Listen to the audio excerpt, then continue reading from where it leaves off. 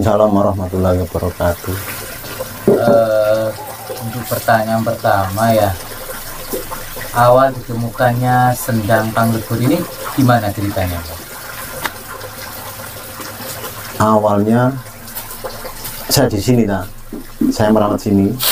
Kalau senjangnya itu dari dulu sudah ada kan, cuma terbengkalai, tertutup tanah, jadi lama nggak terpakai gitu. Terus ada kerjasama begitu dengan masyarakat tempat begitu, Mbah ya? Iya. Gotong royong untuk mengembalikan lagi sendang pada yang semula, sehingga terbentuklah seperti ini. Iya. Ya. Dan sampai ada nama sendang Panglebur. Iya, alhamdulillah. Dulu memang dari dulu masyarakat menyebutnya sendang Panglebur atau ada perubahan nama? Sebelum saya di sini, senjang ini namanya Telaga Kepuh gitu. Kalau masyarakat menamai gitu. Terus saya di sini, rawat di sini, akhirnya saya dikasih tahu kalau nama senjang ini Sendang Padusan Panglebur. Dikasih tahu sama siapa? Ya sama Mbak yang di sini. Oh, dan ada sudut pandang spiritual begitu. Iya. Itu melalui mimpi atau ada sosok astral yang datang atau gimana, Mbak? Mulai mimpi. Oh, dari mimpi. Mimpi. Itu apa sosoknya, perempuan, laki-laki, kakek atau nenek begitu? Laki. Oh, kakek-kakek. Terus namanya siapa, Mbak, yang ngasih tahu? Eyang Sutomo. Eyang Sutomo. Terus selain memberitahu nama Panglebur, Ya. Sendang Padusan Panglebur, selain memberitahu itu, memberitahu apa saja si kakek yang Sutomo tadi?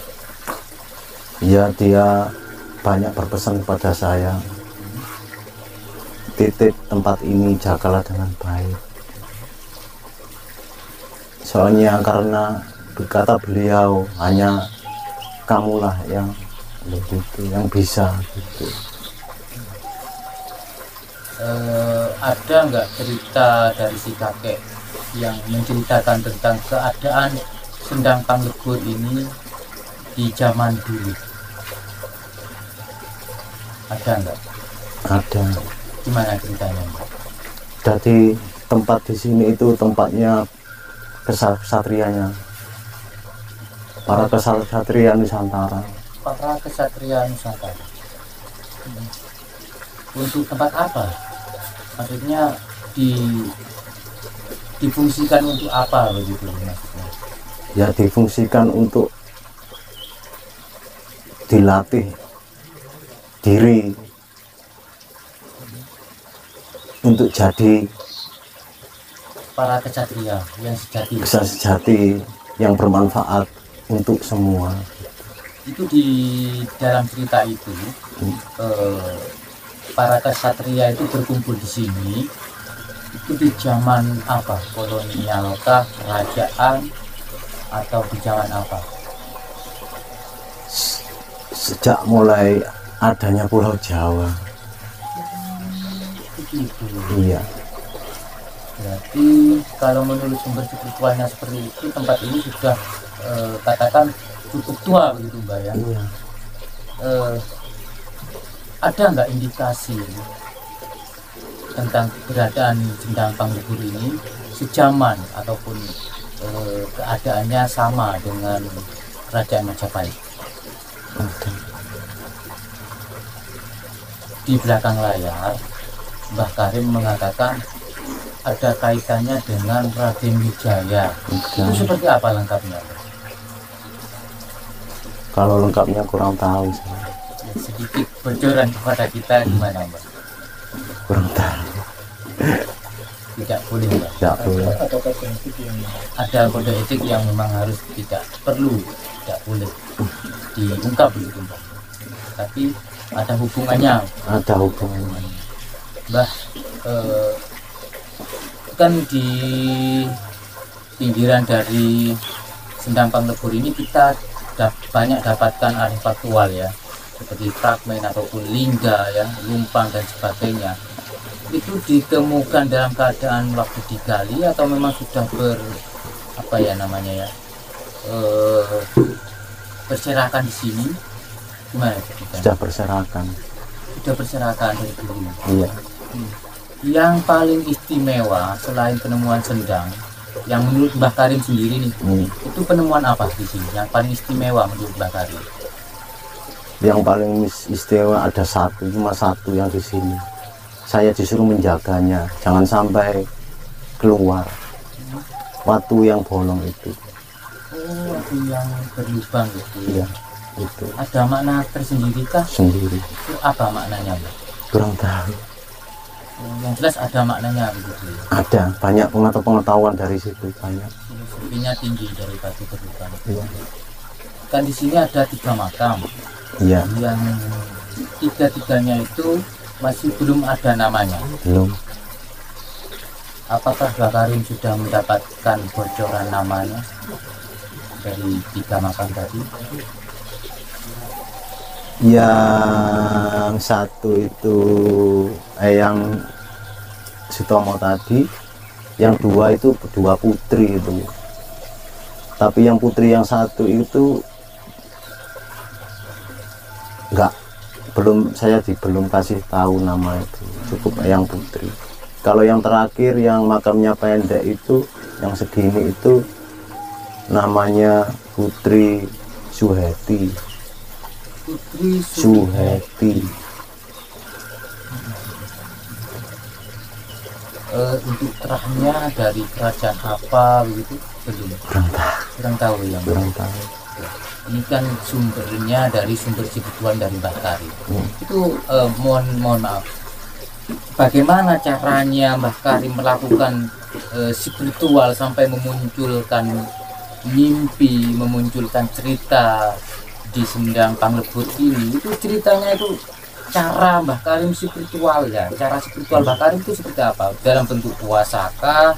Atau bersilah berlama-lama dengan meditasi, atau mewiridkan sesuatu, atau gimana? Saya ini di sini tuh cuma selalu berbuat baik. Disuruh untuk selalu mengutamakan perbuatan baik untuk semua gitu. Dan selalu berdoa kepada yang kuasa. Jadi itulah hasilnya. Apakah termasuk Sendang ini tertua di salah satu di Pulau Jawa ini? Makanya Mbah Karim tadi kan bahwa ini sudah ada semenjak adanya Pulau Jawa. Berarti kan termasuk ini Sendang tertua di salah satu di Jawa itu.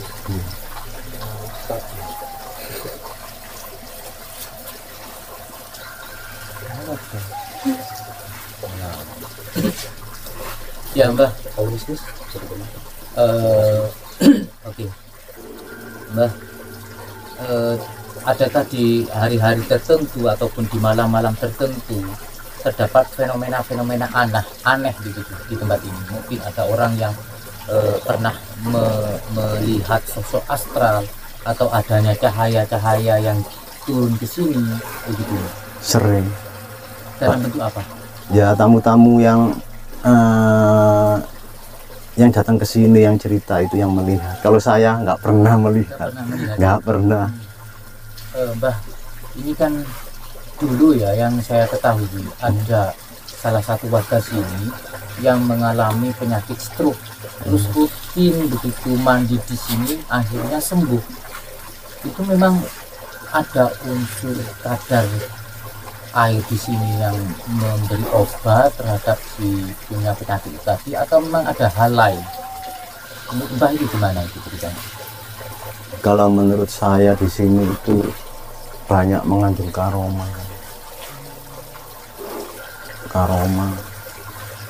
Makanya kalau punya masalah apa, marilah dengan keyakinan kita berdoa yang pada yang kuasa. Beliau-beliau itu ikut mendoakan kan. Iya Mbak, ini kan ceritanya kan batas batu padas ini, batas dari batu padas ini kan saat ini kan sudah membentuk seperti kolam ya, berbentuk seperti kolam. Ini memang hasil dari dulu sebelum digali itu sudah berbentuk seperti ini, apa ini hasil dari galian ya? Bentuknya ini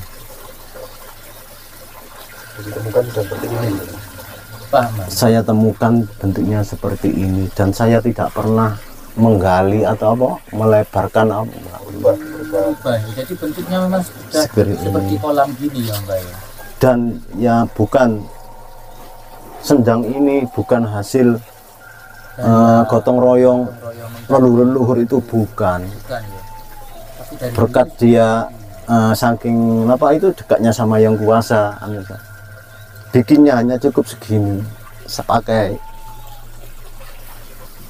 gini loh, jempol ini. maksudnya gimana itu? Bikin senjang ini loh, yang kulon itu gini. Oh, dari hasil spiritualnya Iya. diceritakan bahwa dulu eyang ataupun yang membuat pertama kali sendang ini dengan cara seperti itu, hanya dengan kaki, Jempol kaki. dengan jempol digeser begitu dan membentuk kolam seperti ini. Pak. Menjadi seperti ini. Masya Allah, subhanallah. Oke. Ya memang tidak masuk akal ya secara logikanya ya, tapi tidak ada yang tidak mungkin kalau Allah sudah berkehendak begitu ya Mbak. Iya. Ya.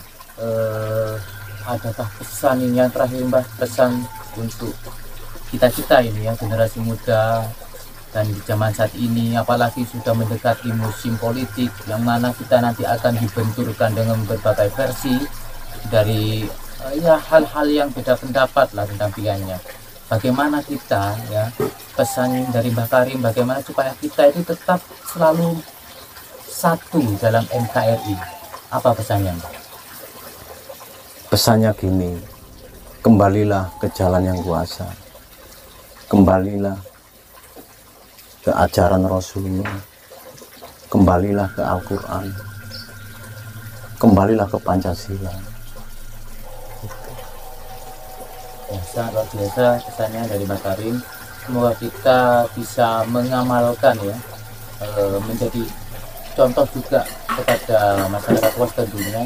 Jika kita kembali kepada ajaran leluhur tentunya ya, budi luhur sebagai orang Jawa ataupun orang Indonesia umumnya, kita akan meskipun ada huru hara apapun pasti kita tetap bersatu dalam NKRI begitu Mbak. Iya. Oke. Terima kasih Mbak, semoga bermanfaat atas tayangan ini dan Sama-sama, semoga amin. Mbak Karim amanah, panjang umur, Amin. dilancarkan rezekinya Amin. dan Amin. tentunya sendang ini bermanfaat untuk kalian. Amin. Amin. Amin.